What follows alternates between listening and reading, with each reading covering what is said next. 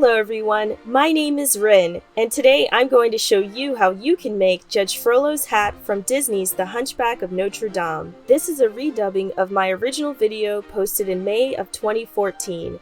I wanted to archive it here because this was my first video here on YouTube. The first thing to do is gather some reference images.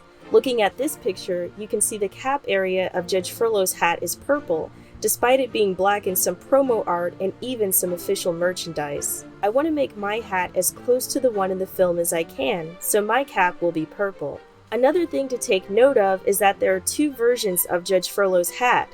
One shown at the beginning of the film that is purple with black stripes, and one shown later that has red stripes added to it.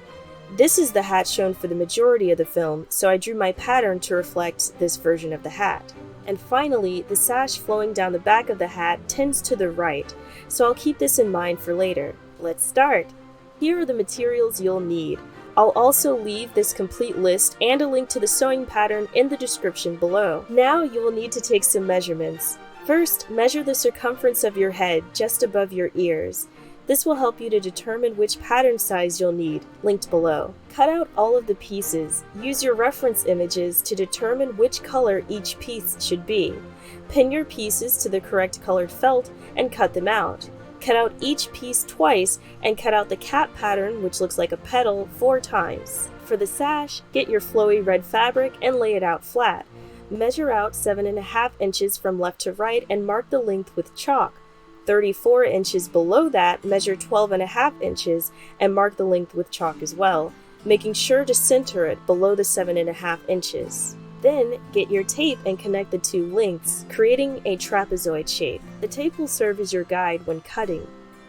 Cut around the tape, and after you're done, cut a small arc between the corners of the 12.5 inch side. Here are all the pieces you should have. We'll sew the cap first.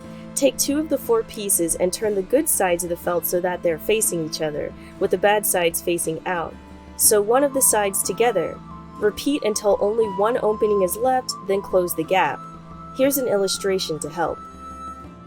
Getting the top to come to a point can be tricky, so really take your time. Turn the cap inside out, hiding the seams, and this is the result. Next, we're going to sew all of our pieces together for the main body of the hat. Take the first 2 pieces and line them up the way they appear on the pattern. Then take the second piece and turn it over on the first so that the bad sides are facing out and the good sides are touching each other. Then sew the 2 together. Use really small seam margins. Repeat this step until both sides of the hat are complete. Here are all the pieces. Now it's time to put the hat together. Place down one side of the hat. Then take the other side and place its good side on top of the first piece. The bad side should be facing out.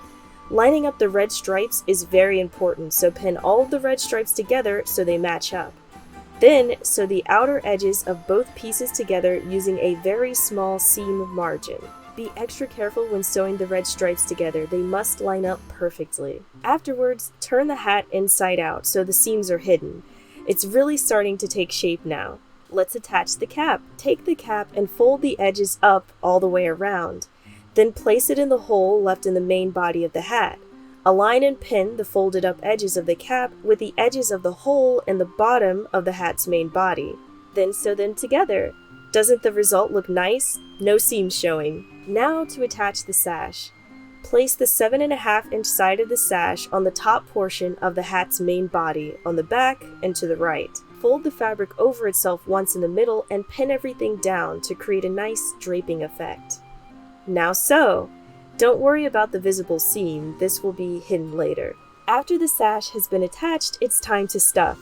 Place the hat on the styrofoam head and stuff it. Be very generous with the stuffing. It should look like this after you're done.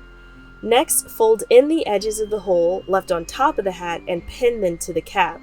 It should look like this. Hand sew a ladder stitch all the way around to close the hat. Then lint roll all the stuffing and thread clippings off and shape it a bit. Then you're done. It's ready to wear.